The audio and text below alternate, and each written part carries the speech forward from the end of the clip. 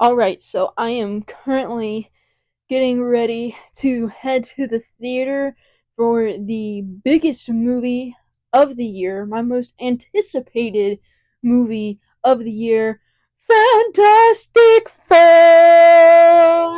I'm so excited. I honestly didn't think this day was ever gonna come. I'm super excited. I'm gonna get my popcorn bucket. Oh my gosh, this is my most anticipated movie of the year. I'm super excited.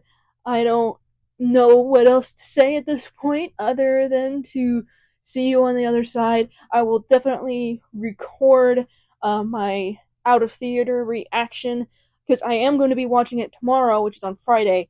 I'm recording this on Thursday, but I will be recording my out of theater reaction after the theater so you guys can hear that before we actually dive right into the episode. So stay tuned for the after theater reaction. Okay, so this is my out of theater reaction. Oh my gosh. Just oh my gosh. I'm going to say this, and this means something when I start to cry. This movie almost made me cry. The waterworks were working, and then an end credit scene happened, and that kind of went away with shock. This movie, I can't even begin to describe what this movie means. Not only just in general, but to me, I can't even begin to fathom. This movie really really is really well made. This movie really, I think, sets the bar for what Marvel will be doing next. I did get one of my popcorn buckets. I got the Mr. Fantastic popcorn bucket. I also got a cup. I didn't even know they were doing cups, but I got a cup as well. And just I'm speechless. This movie has made me speechless. I was seated the entire time, and also with Cinemark's D-Box experience, you could feel every rumble. You could feel it would tilt, and That's the best experience I have ever had with a movie. It was incredible. Well, the one downside is that it was in 3D, and I wear glasses, so I have to wear the glasses over my glasses. So that kind of puts a little bit of a dent into it, but not as much of a dent in this. This experience was still I would say the experience was maybe a good 85 out of 100%. Yeah, 8 out of 10. 8 out of 10 experience. Alright, so I'm recording this on Thursday, so I'll be watching it again tomorrow, and then after tomorrow's experience, after I have a more in-depth, I will then record the episode. So, I will see you guys when the episode, talk to you guys when I get back. You're listening to Popcorn Unscripted, the podcast where we dive into movies and TV shows with no scripts, no filters, just real talk and plenty of popcorn. I'm Bailey. And I'm Dylan. We're here to talk about everything we love and love to hate in pop culture. So grab your popcorn, sit back, and let's get this show started.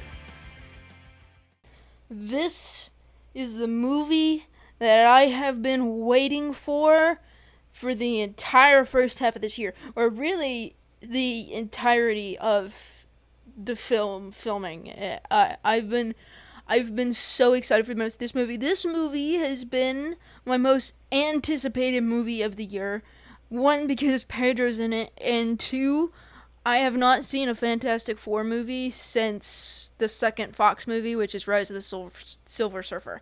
I haven't seen anything with Fantastic Four since then. I didn't even watch the 2014-2015 one because I've heard so much about it being awful that I'm just probably best not to watch that. So we've We've got a lot to talk about and a lot to cover, and I'm super, super excited. So, right here is your warning for if you have not seen the Fantastic Four First Steps yet, I suggest you save this podcast episode for later and come back to it when you have watched the movie, because I am about to go deep. So, yesterday was Thursday, and I went to the fan event. I just want to talk about that experience for a second, because oh my gosh, like, that was like my first like real like high quality experience in a theater. Like, I got to sit in one of the D-box seats. I had never experienced anything like that before, and like, Cinemark, you've outdone yourself. You've outdone yourself. That was amazing. I get the hype. I get that hype around your theaters now. I understand. But I still won't drive an hour and 15 minutes to go to the theater, though. I'm gonna go to AMC. That's like 30 minutes from me. But if you want to open a location, let me know. I'll try to find a place for you that's close to where I am. But yeah, the experience was absolutely amazing. Fantastic, even. Like, I'm gonna say fantastic a lot, but I just want to say that this movie was fantastic. It is the embodiment of the word. Like, this movie is like peak Marvel, in my opinion. I genuinely think this is peak Marvel, and I genuinely think Marvel is coming back with this, because obviously Phase 5, which just ended with Thunderbolts, this movie sets the tone for the next phase, which is Phase 6, that's coming through, and oh my gosh, I'm so excited for Marvel again because of this movie, and I've been I've also like deep dived more into this than I usually do when it comes to Marvel movies, unless I'm really passionate about the characters. But this, I actually bought the comics. I read some of the comics. I read some of them. I didn't read them all. I read some of them. I'll work on that at some point. But I've been obsessed with it since I heard that it was filming and heard that it was coming out. Actually, probably since Pedro was cast, actually. Because, yeah, this movie was, again, my most anticipated movie of the year, because I knew this movie was going to be a big deal from the get-go. I knew it was going to be a big deal, not just for the actors in the movie and them having a big major Marvel role, because I know having a big major Marvel role is a very big deal in the industry. It's a very big deal to be put in a Marvel movie, and everybody wants to be in one because of because of the experience that you have on the sets and such. And we'll talk about like the sets and practicality and everything as well. So I'll just go ahead and dive right into the questions. We're going to talk about the origins and context first. So how does this film's origin story compare to previous Fantastic Four iterations? So the origin story stays the same. They go into space. They get exposed to cosmic radiation from some kind of storm. I don't remember exactly, but they get exposed to some kind of radiation through a storm, which makes them come back with some kind of powers. Makes them all come back with powers. And, of course, Reed blames himself because he's like, I should have known that was going to happen. I should have anticipated that.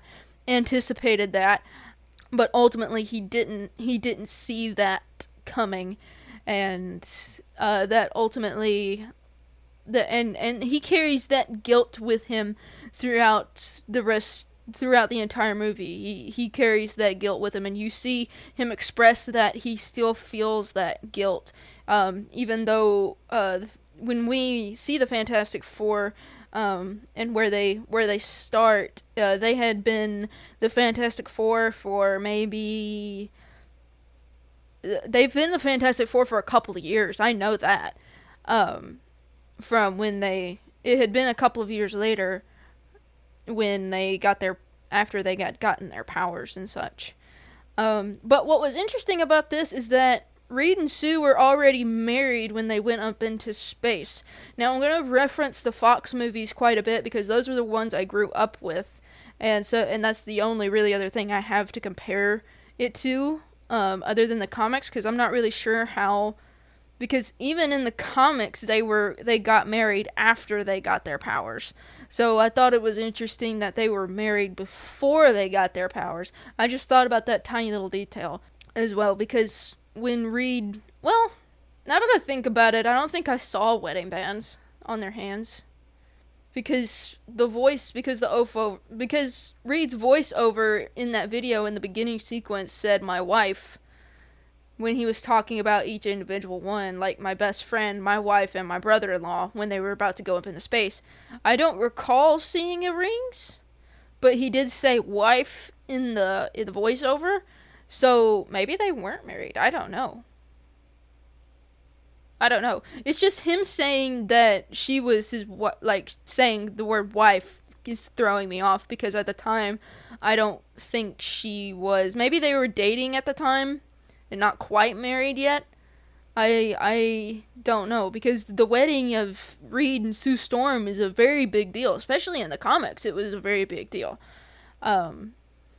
But this origin story is the same as it always has been, but it's just interesting that the movie starts after all of that had happened, and they've been the Fantastic Four for a couple of years, several years, up until this point.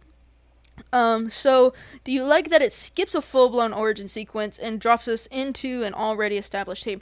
I do, because I can actually compare it to Superman. Because in Superman, we start off with him, he had already been Superman for 3 years, and we were watching him go through his first loss, and trying to get back on his feet, and, and all that kind of stuff. It's kind of similar to how how James Gunn did it with Superman, in a sense, and I like that a lot, because with the Fantastic Four, they're already established, they're already big public figures. Mr. Fantastic has his own show.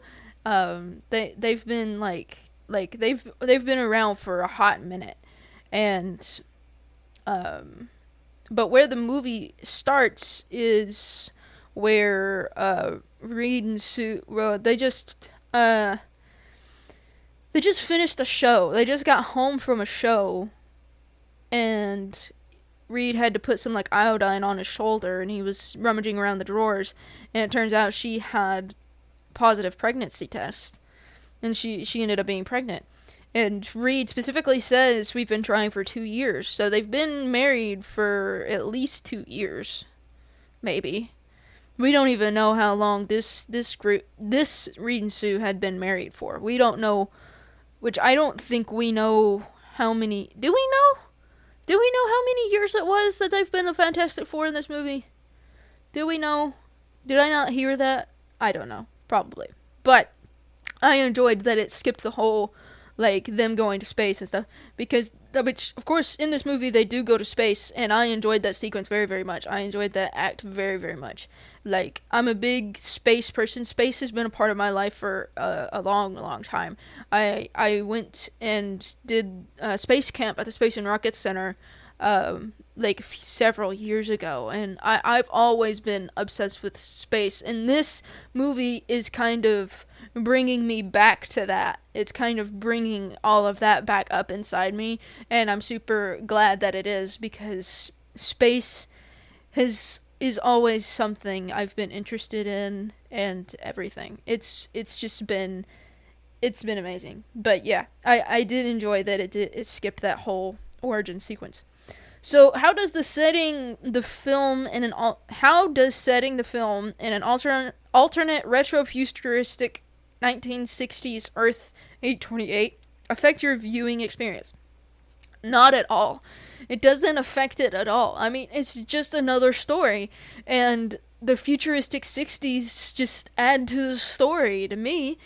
But what makes me wonder is, with all of this technology coming out, I'm wondering, what the history of this planet is.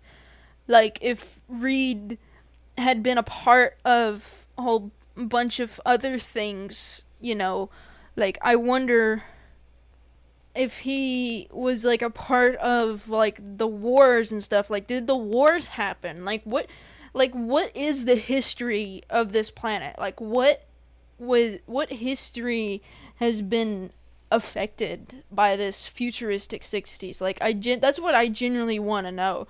Like, if anything, like, if like where the head start of technologically advanced started. Like, because we know it probably started with Reed, but I just wonder how the rest of the world's history had played out. Like World War One, which World War Two hasn't happened yet, but World War One, more specifically World War One, to be more specific. And then of course you had the Great Depression. I wonder what happened with that, because that was just 10 years prior to this futuristic 60s. So I really wonder what you think could have happened in that world's history that could have been like really different. That's just something I had thought about. I was just like, I wonder if any of that happened, or if that did happen, like how did the world handle it? And I genuinely wonder. So would you want to see more MCU movies set in alternate universes like this? Well, technically, we already have, because Deadpool's universe is on a different, it's the same Earth, but it's a different timeline. Deadpool and Wolverine was on a different timeline. This is a different Earth on a different timeline, completely different timeline. Then you have our Earth. So we've technically already seen that, but I would love to see more. I would like, especially, we also see across the Spider-Verse as well. We see different iterations of Peter Parker, different iterations of Spider-Man or Spider-Woman, even. We've seen that kind of stuff already, and I would like to see more. Seeing as this is more of like the multiverse, this is like the multiverse saga, right? This is still a part of the multiverse saga, isn't it? Because you had the Infinity Saga that was like phases 1 through 4. So I wonder if the multiverse saga is gonna be like 5 through 8, phases 5 through 8, and and so on and so forth. Like a new saga happens like every 4 phases. Or maybe not. I don't know. That's just my thinking of it. But yeah, I would definitely love to see more alternate universes and more stories, like variant stories. I would like to see a lot of variant stories and see how they can be played out and such. So we're getting into the team dynamic part. So how do you feel about the chemistry between the 4 team members? The chemistry with these 4 members are absolutely electric. Like, they are a family. They are literally like everything a family like that should be, in my opinion. They're absolutely perfect. The casting is perfect. I'll talk about Pedro in a second, but this movie was just, I mean, like, I don't want to say perfect because nothing's ever perfect, but it's just beautiful. It's beautiful. Honestly, we do need a director's cut, because there was a lot of things that was cut from this movie that probably shouldn't have, because the original runtime for this movie was supposed to be like 2 hours and 15 minutes. I wish they would have stuck with that and not cut so much preciousness, I guess you could say, because there's a lot of scenes that we were shown throughout the this campaign, this social media campaign, that are not in the movie. We've seen a lot of scenes that ended up not being in the movie, and there was like a scene between Reed and Sue in his lab, and that didn't make it in the movie. There's the scene where Johnny opens up his helmet and he's like, "Hi," that wasn't in the movie either. What's another thing that wasn't in the movie? There's probably a little bit more that hasn't made it into the movie quite yet, but yeah, But the chemistry between the 4 team members are electric. They work very well together. It's seamless. I also like how they did Johnny, how Joe Quinn did Johnny. He was literally perfect for this role. And I was one that was skeptical. Sue me, I was skeptical. He was really the only one I was skeptical about. I did have a little bit of skepticism for Pedro, to be honest. I did. But once I saw, like, the teaser trailer and stuff, once I saw how well they were working together and such, I was just like, okay, all right, this is the team. This is peak Fantastic Four by far. This is, yeah. So Pedro Pascal as Reed Richards, does he bring something new to the character? That's actually a good question. I don't know if he brings anything new to the character, but I will say he accurately portrays the character as if he was ripped straight out of the comic books. And not to mention, Pedro actually looks very similar to Mr. Fantastic from the comic books, in my opinion. Even though in the comic books he doesn't really have a Hispanic sort of look, but Pedro that suits this role very, very well, and I'm super happy that he got this role.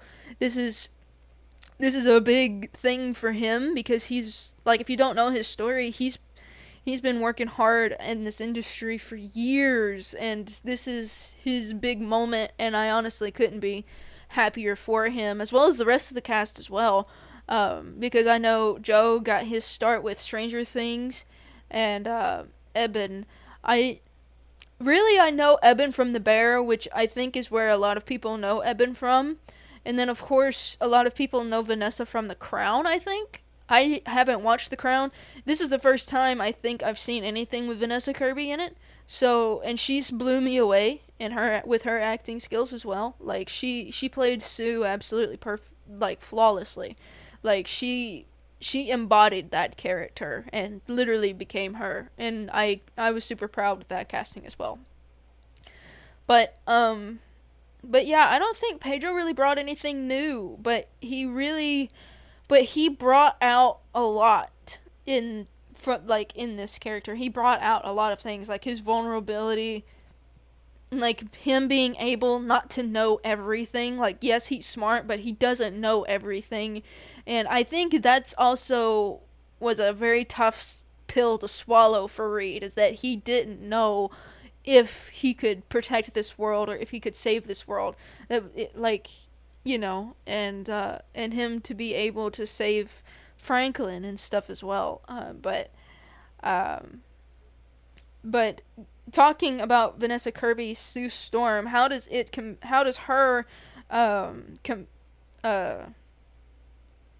Vanessa Kirby's Sue Storm compare to previous versions? Honestly, Vanessa Kirby's Sue Storm is the best Sue Storm. She is even better than Jessica Alba from the Fox movies.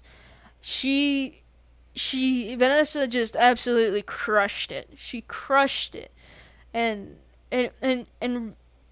she really let out the mama bear in this movie. She really let out the mama bear, and I loved every minute of it, because if your child is in danger like that, you would do anything to fight them. You would do anything for them. It's absolutely crazy. And she absolutely did amazing in this. And you honestly couldn't ask for a better Sue Storm, in my opinion. So how did Johnny Storm, who's played by Joseph Quinn, feel like did Johnny Storm or Joseph Quinn feel like comic relief or something more? Now, I will say he was a little bit of the comic relief, but Johnny did play a significant role in the story, which I absolutely enjoyed.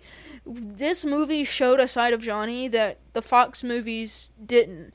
It showed that Johnny's fascination with space and how he's absolutely obsessed with it and everything. Like, yes, Johnny is this, like, womanizer, but at the same time, he's also this big nerd that loves indoor space, and he likes to explore and see new things. He loves that kind of stuff, and I'm glad they were able to show that in this movie, and it worked. It worked amazing. Joe did an amazing job as Johnny, and dare I say he's a better Johnny than Chris Evans?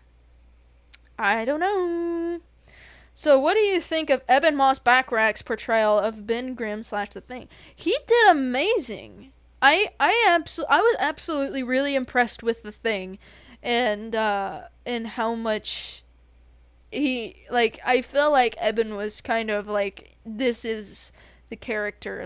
He embodied the character, which I've said that for almost every character. All of them, I feel like, embodied the character and put so much heart and soul into it, and you can tell that they did.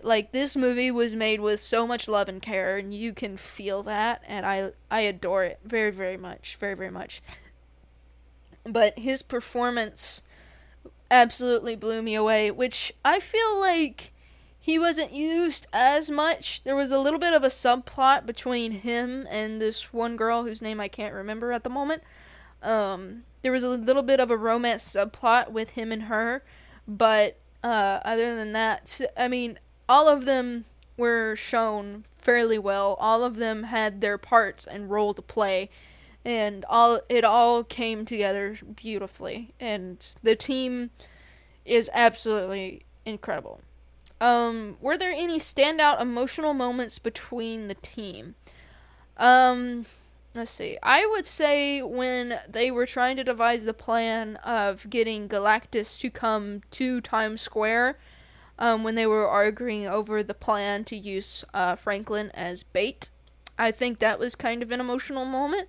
And then also another emotional moment, which was at the beginning of the movie, where they find out that Sue is pregnant and is going to have a baby. So it's very, those kinds of moments were very, very awesome. I enjoyed those moments. And then of course the moment at the end where they finally get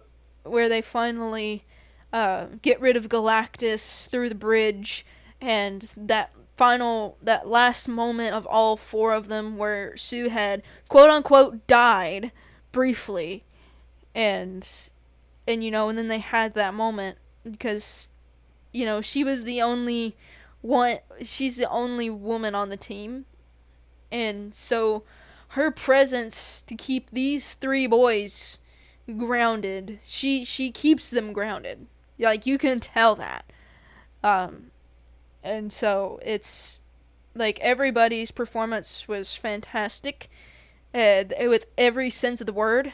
And I can't wait for more from these characters. So, moving on to characterization and motivations. Did Reed's internal conflict as a father and leader feel authentic to you? Absolutely. As I've said previously, Pedro literally embodied this character and became this character. This character is so, has so many layers. This character has so many layers. He has his inner turmoil, his inner guilt, and then of course he has the issue where he puts his work before his relationships, so he has trouble with his relationships as well. And so there's just so much to unpack with Reed Richards. That you could definitely feel the internal conflict. It's he doesn't want to go with the options that he's going with, so he tries to think of other ways to do it, but he knows that these things are the only way to do it, using Franklin for bait, or building the bridges and things like that. He's he knows that's the only way, but he doesn't want to admit it out loud, and he wants to figure out how else to get around it. And so yeah, you definitely feel it definitely feels authentic, the internal conflict. So how do you interpret Sue's role in holding the team together, both literally and emotionally? Sue is definitely the mother of the team, which of course we kind of already knew that. She definitely holds the team together. She kind of keeps their heads on straight, especially Reed's. She is their reality check. Like, whenever they step out of line, she's always there to put them back on the path.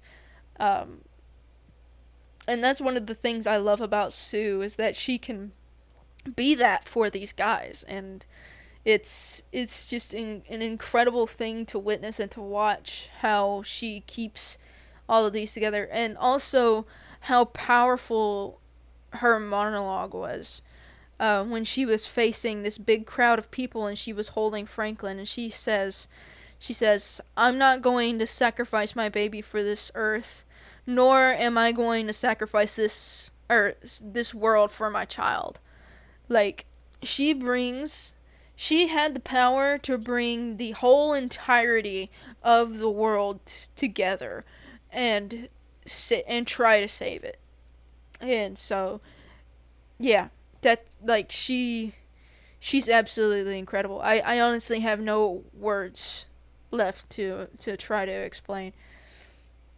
So, was Johnny more than just the hothead comic relief? Absolutely. He literally deciphered a whole language off of one sentence. That shows how intelligent Johnny can be if he applies himself. And he's not just the womanizer like everybody would probably think he is. And Johnny is definitely way more important to the story than any of the, like, I don't mean like that, but he plays an important role in how this story plays out. Because if he doesn't show Shala Ball let her hear those recordings and let her hear the screams of the other planets that Galactus had devoured, I don't think Shala Ball would have appeared to push Galactus into that bridge if he hadn't have done that. Honestly, if in an alternate reality, I think Shala Ball would have succeeded in taking Franklin and Galactus would have won. If Johnny had not done what he did. So the whole thing could have turned out way differently than you think if Johnny had not applied himself and do that. So Ben's struggle with being the Thing. Did the movie handle his pain well or rush past it? So this movie kind of like I guess you could say not really skimmed over it, because they did show that he was struggling adjusting to this new look that he has. But it's very brief. It is very brief. But the main focus of this movie is, of course, with Reed, Sue, and Franklin. That's the main focus of the movie. So, the subplots with the Thing and Johnny are just kind of there to help aid the story and to kind of make sure that there is something there for those characters. And you do see Ben struggle with being the Thing, because as he's showing these off to these kids, this woman comes out, and it's then that he realizes, am I even going to be able to find love? I feel like this is what was going through his head. He was like, am I even going to be able to have a chance with this girl? Am I even going to, is this even going to amount to anything? Should I even try? That's what I feel like would be going through the Thing's head if that interaction, that interaction, just with that interaction alone, I think that was kind of running through his head after the fact, that after she had walked away and things like that. But you do see him struggle, and even though it is very brief, it's very, it's there, but it is in fact needed, because you do want to see more from that character. You want to see that from that character, and you do. So getting on to the world and style, what did you think about the film's retro-futuristic visual style and design? Absolutely perfect. All of the practical sets looked beautiful. I am super glad that Matt Shackman, who is the director, or Shackman, I think it's Shackman. I don't know. I'll say which one, you guys can correct me later. But but I'm glad that he decided to use more practical effects instead of relying on CGI like most people would have done. I'm glad that the thing was practical. All of the sets, they built it on huge lots. You could see that in the behind the scenes stuff. And I hope we get more on the DVD release. I hope we get to see more. I hope we get a lot of deleted scenes. We better get a lot of deleted scenes, or else I'm gonna come for you. But all of it looked so good. I adored the sets very, very much. It felt so real. It's like you put them in this world that felt so real, and I highly enjoyed it. It looked good it looked so good. It just looked so good, and I'm super proud of what they've done with this retro-futuristic visual style. So, did the world of Earth 828 feel lived in and immersive, or just a gimmick? I would definitely say it felt lived in and immersive. Because like I said, it just felt real. It felt like this could have been real, and in the characters' minds, they were. It was. And so, yeah, it was definitely. It definitely felt lived in and immersive. It definitely immersed me. Seeing all of the things that was there. Like, I literally have no words. I've seen the movie twice and I have no words. Or anything. Did the 1960s aesthetic enhance the storytelling or distract from it? I would say it enhanced it quite a bit. Could they have done a modern day version of this? Yeah, but I mean, but why would you do that? That's no fun. Honestly, I think I'm not entirely sure. I'm sure Matt has probably answered this question before, like why he chose to do it in the 1960s aesthetic instead of something later. But I think it's mainly because in the 60s, that's where, I think, if I remember correctly, that's the years Marvel had gotten started and such. Which of course you also see a glimpse in the movie of these two guys working in an office space, working on comics and stuff. So I think the 60s aesthetic is kind of a nod to Stan Lee and Jack Kirby and such. I think that's why. But Matt could have given a different answer. I don't know if he's answered that kind of question yet. If the reasoning why he chose a 1960s aesthetic instead of just a modern day. So, how did the use of color, tech, and costume design stand out from other MCU films? Okay, so all of the suits were practical, for the most part. All of the suits were practical. Like, it all looked great. Like, you can't get any of that with CGI, or else it would look very, very odd. So, I was super proud of the costume designs, very, very much. I'm also surprised that because I didn't see it until the second watch, but I did notice that they did, I swear on my life that they did have the suits, comic accurate suits, like the black and blue with the the actual comic accurate suits in the beginning sequence of the movie. I genuinely think I did catch a glimpse of that. People are saying it was cut from the film. But it could have been a big portion of it was cut from the film, but I do think it is in that beginning sequence, just very briefly, and you have to really be paying attention to notice that. But I caught a glimpse of it at the last minute, and I was just like, wait a minute, that's the suits, because I had seen the behind the scenes picture that Pedro had posted today, and it was them in the classic suits. So I'm thinking like maybe they started out with those suits. That was the suits they started out with, and as they grew as heroes, Reed eventually gave them the upgraded suit, which is the suits that they currently use in the movie, and such like that. So, themes and symbolism. What message do you think the film is trying to send about family and sacrifice?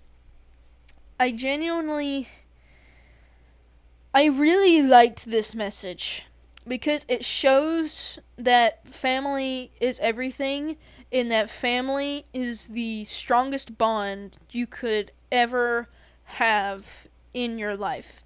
It also shows that family doesn't have to be blood. Family can be anybody, anywhere. Like, you could consider the whole earth as one big family, even though a lot of us don't get along and we, off each other and such like that, but, that's a whole other thing. But it says a lot about bringing the world together and having just a peaceful world, and Sue Storm was able to achieve that with the Future Foundation. I really like that the Future Foundation was already established in this world as well, or it was just kicking off or something. But it had just kicked off. Actually, it had just kicked off. The Future Foundation did, and so that was really, really cool to me. What did you make of the tension between power and responsibility in Reed's choices? So, in this movie, Reed did have to make some really big choices. The biggest choice, of him bringing Galactus to Times Square and using Franklin as bait. That was one of the biggest choices that he knew he had to make in order, to solve the issue that was going on. But as for power, I'm not really sure.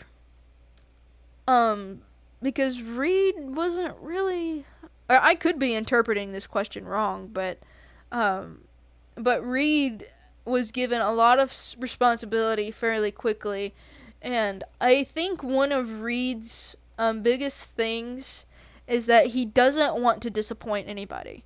He doesn't want to be a disappointment or anything like that, in general. So, yeah. So, the concept of first steps, how do you interpret the title in the context of the film's themes? So there is a lot of firsts. There's a lot of firsts in this movie. Reed and Sue's having their first baby. It is the first time they are interacting with anything from outer space, like a huge galactic being. It's their first time for that. It's the first time Reed did not know what was going to happen. There's probably way more firsts than that, but there's a lot of firsts in this movie if you really look hard enough. And that's what I think first steps are. It's not just referring to one first step, but multiple first steps in order to build up to the big thing, if you get what I mean. Does the film critique modern society through its alternate 1960s lens? I don't think so. I don't think it critiques anything with modern. I could be completely wrong, but I genuinely don't think it does. But it does. It does take a lot from the 60s. Like, the cartoon is very much a 60s it's like the art style and everything is very much a 60s cartoon from what we see of it. The talk show is very, very 60s. Like, the whole universe is the whole planet is just very 60s. And so does it critique modern society? I don't think so. I'd probably have to watch it several more times in order to go that deep, but no, I don't think it does. At this moment, I don't think it really critiques modern society from what I've seen and what I remember. So going into talking about Galactus and Franklin, So let's talk about Galactus first. So did the film's portrayal live up to the hype? Absolutely. Galactus was just terrifying. He was just absolutely terrifying. Like, whenever he was on screen, I was just like, oh my god. Like, he was absolutely terrifying, which he's supposed to be. And even, I didn't get to see it in IMAX, of course. I didn't get to see it in all of its glory, to see the aspect ratio change or anything like that, which of course, the two theaters that I've went to, I don't think they have IMAX screens. I don't think that either one has IMAX at all. So I didn't get to see it in IMAX, but even without that, they still like hit the head of the nail with Galactus and how huge he is compared to us being tiny little human ants. Like, Galactus is huge, he's terrifying, his voice is amazing. Ralph did an amazing job with that, and oh my gosh, Galactus was just amazing. He was amazing. So, the choice to offer Franklin Richards to Galactus, what were your thoughts on that dilemma? It's actually, I thought it was very valid because Galactus thought of Franklin as a successor. He thought Franklin was going to take on the throne so he could rest, and so then that Franklin would be the one to be the devourer of worlds, which that's not Franklin's power at all. If you know anything about the comics, you know Franklin creates life, then takes away. And that's one of the cool things about Franklin, I think, is that he's able to make life in just the palm of his hands. And we also see that later with Sue, quote-unquote, dying. And Reed ends up laying Franklin on top of her so he could look at her, and it's like Franklin knew what he had to do, and he saves his mother's life. He brings life back into her and is able to save her life, and it was such a beautiful moment because not only does the mother do anything for her child, but the child does anything for his mother, and that just forms a bond between the two that I don't think anybody can top. That just forms their bond just right there. So how did the movie handle the idea of Franklin being a cosmic level mutant? I wouldn't say he's a mutant technically, but then again, his mom and dad do have altered DNA. But it's because of that altered DNA that he has these powers. So, because, of course with Val has a power too. I don't really remember what her power is. I think her power is more to like see into the future, I think. If I remember correctly, somebody correct me if I'm wrong, but I think Val's power is for her to be able to see into the future and know what's coming and such. But I'm not entirely sure. But it shows that Franklin is not a destroyer, but he's a creator. So essentially, Franklin is technically a god. Technically, if you want to be technical about it, because he does create life. He's able, like, especially in one of the comics, it was one of his birthday comics, that he had already been put to bed, and underneath his sheets, he was able to make a whole galaxy in just the palm of his hands, like a small, tiny galaxy in the palm of his hands. Like, he is so powerful, it's ridiculous. But they did an amazing job of handling it and showing that Franklin is powerful and he is going to be a big thing in future movies, like, for sure. Did Sue and Reed's parenting conflict over Franklin feel realistic and heartbreaking? I honestly didn't think there was very much conflict with how they were raising Franklin, specifically. our parenting Franklin, it was more so trying to figure out how to deal with Galactus is what was really what they were trying to figure out. And Sue just didn't want to give him up, which of course Reed didn't either. But of course, with him having the logical brain, Reed definitely has trouble with emotions for sure too. But it's because of that Reed's just like, I don't know any other option. There could be another option. I can figure it out. I can fix it. Whatever it is. And it was heartbreaking because he couldn't, because giving up Franklin was the only way to deal with Galactus. And so, yeah. So moving on to talk about the Silver Surfer and Shockers. What did you think of Silver Surfer being Shala Ball instead of Norrin Rad? Honestly, since we had gotten a male Silver Surfer before, I thought it was very cool to do a different person for a Silver Surfer. Which, of course, there is comics to back up this Silver Surfer, so it's not something that Marvel had just pulled out of thin air.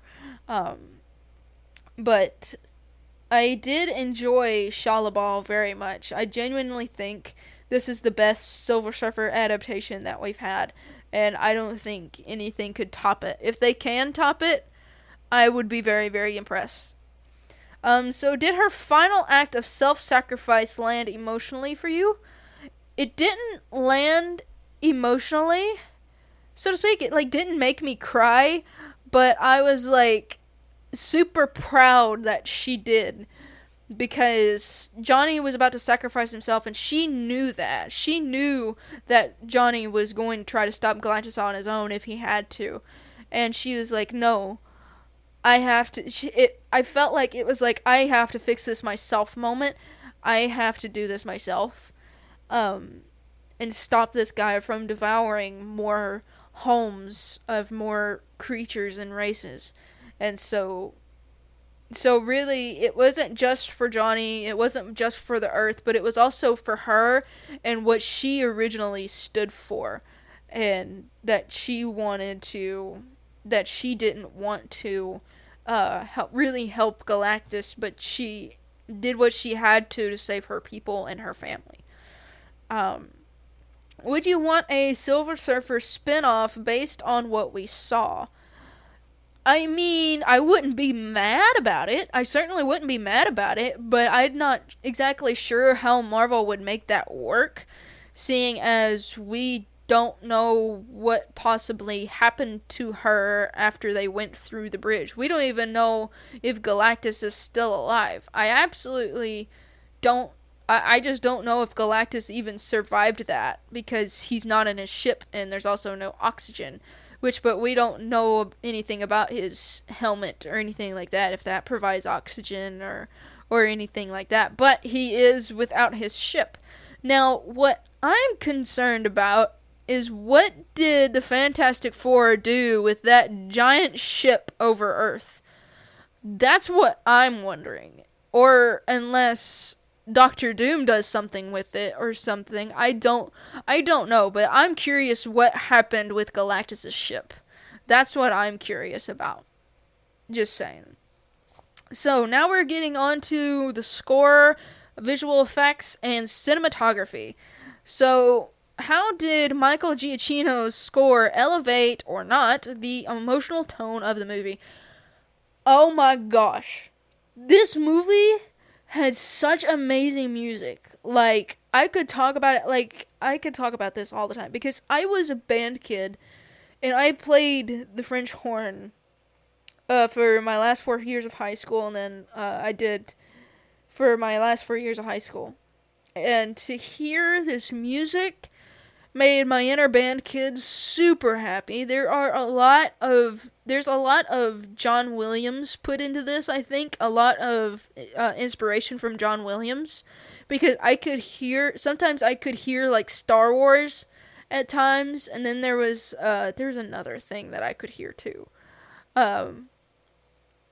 But yeah, I could definitely hear John Williams inspired stuff, and it was absolutely incredible music.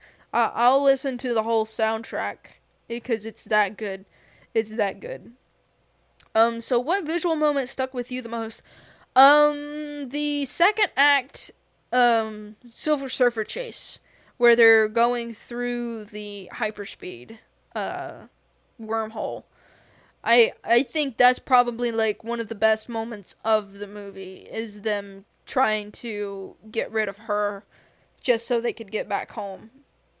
And then of course you have Sue giving birth at the same time, and it's just a big heightened moment for the team, and it causes a lot of concern, and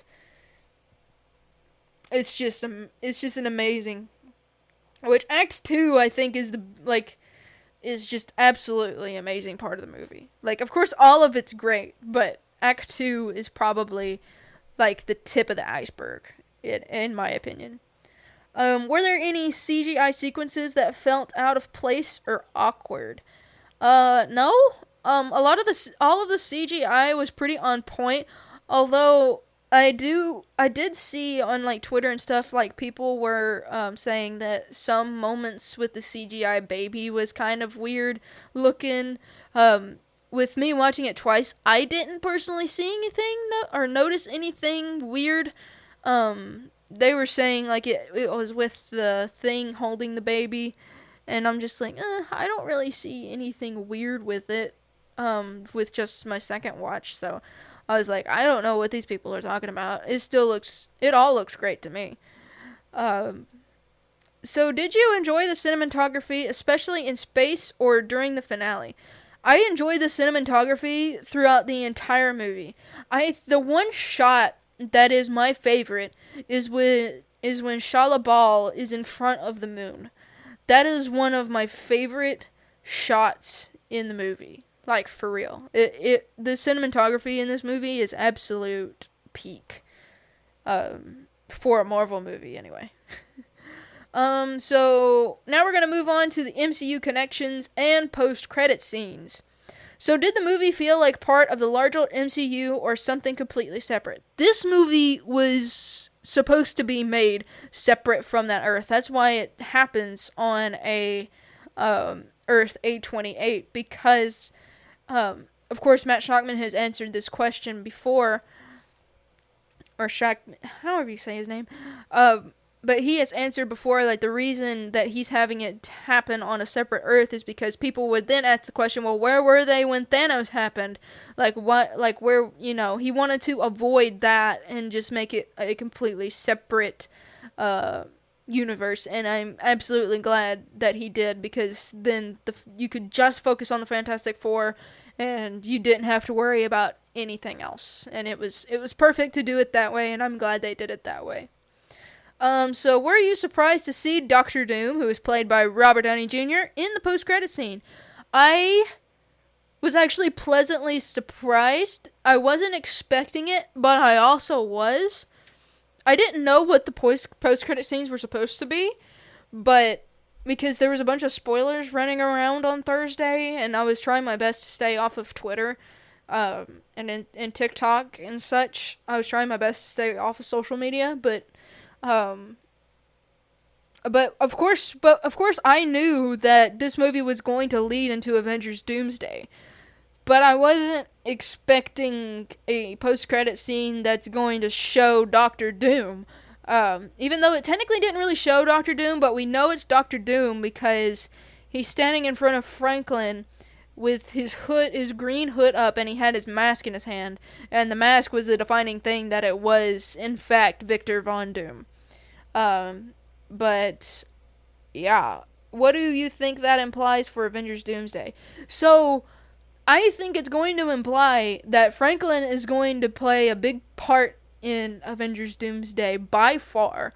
I'm not exactly sure what Doom's plan would be for Franklin, but with Franklin having the power to create whole galaxies, or at least that's some of his top potential that we know of, especially from the comics, I'm just not entirely sure what motives Doom has for taking Franklin, but I do think that Franklin is going to be taken because in the end credit in Thunderbolts shows the Fantastic Four showing up in that world. Although people are saying like that's not the same ship, that can't be the same ship, and such. But since we've seen the movie, there is only 3 prongs on the ship. There's not 4. So I think it's very much the Fantastic Four entering into Earth 616 in the Thunderbolts end credit scene. I genuinely think it is, because that is the Excelsior. Because if you compare the ship now that we've seen the movie to the Thunderbolts end credit scene, they're the same ship, and it does only have 3 prongs on it, on the tail. So, yeah. It is this Fantastic Four that is entering into that world. So, final opinions as well as legacy. What worked for you overall in this movie? Let's see. The whole dynamic between everybody definitely worked for me. The 60s style worked. Like, literally, this is the best Marvel movie I have ever witnessed in my entire life. And I've been a fan since the Avengers. Like, I've been here since the Avengers. I haven't been here since the very beginning, because I was introduced to, like, the earlier movies before the Avengers, in, like, maybe 2011, and then I got really into them, and then Mom and Dad's like, oh, they're making an Avengers movie. And then I was like, oh, that means I'm gonna have to watch them all. And so I ended up watching them all, except for Hulk. I don't think I watched Hulk until later on, but yeah, I remember, and here's a parallel I wanted to mention, because in 2012's Avengers, Tony Stark ends up, quote-unquote, dying, and Hulk screams and brings him back to life. I like the parallel to this movie as well, with Sue, because she, quote-unquote, dies, and Reed can't bring her back, and then Franklin lays on top of her and is able to bring her back. I feel like that's a cool parallel, even though Steve didn't necessarily try to bring Tony back. But yeah, I think that was a really cool. I think that was that's a parallel I noticed. It probably not, but I thought it was similar to that in Avengers. I had noticed that. And so, what didn't land or felt rushed or underdeveloped? I definitely think they could have done more with the Thing. Like, maybe they could have added more, like, stuff with the Thing. I feel like the Thing was kind of, like, on the back burner. Even though all of them had played a role in the movie, I feel like the Thing was the most underdeveloped character in this movie, or the least used, I guess you could say, in this movie, even though he did play a big part in the team and such, if you get what I mean. So is this finally the Fantastic Four movie we've been waiting for? Abso-freaking-lutely. I don't know why, like, the Fox movies don't really hit. I mean, of course, they are going to be my nostalgia. There's always going to be nostalgia with these movies, and it's amazing. It's amazing, and I adore those movies very much. But this movie very much sets the bar for the rest of the Marvel movies going forward, which I don't. The next Marvel movie that's supposed to be coming out is Spider-Man Brand New Day. So I'm not entirely sure what's going to happen there, because Spider-Man Brand New Day is going to come out before Avengers Doomsday, even though that this movie sets up for Avengers Doomsday. But yeah, this movie has definitely blown me away, and I'm honestly lost for words. I don't have any other words to describe how amazing this movie is. So if you had to rank this among recent MCU films, where would it fall? This movie would definitely rank number 1 for me, over the last while of this last phase, this phase 5, because all of this is post-Endgame.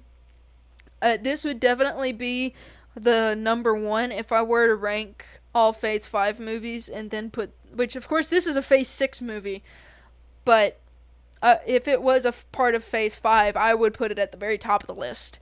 Like, this one was definitely the best, and then of course I would put Thunderbolts and then Deadpool and Wolverine, and I'm not sure where I would put everything else, in all honesty. I did enjoy the Marvels, and I sort of enjoyed the Eternals, but the thing about the Eternals is that the way they did it was very jarring, which of course we'll talk about that whenever we do an episode on the Eternals, but yeah. Would you watch it again or recommend it to someone who doesn't know much about the Fantastic Four? Well, considering that I've already watched it twice in the theater, which I have never done with any movie ever, I have never gone back to see a movie twice, to my knowledge. It's absolutely amazing movie. If you don't know much about the Fantastic Four, it's a good movie to watch, great movie to watch. And if you want to learn more, there are resources out there to help you figure out which comics you need to read, because I've been looking for things like that as well, and it's fantastic. So going out for this will be the last question of the night. So what do you hope to see in the next chapter if this team gets another movie? Obviously, I would want to see Val.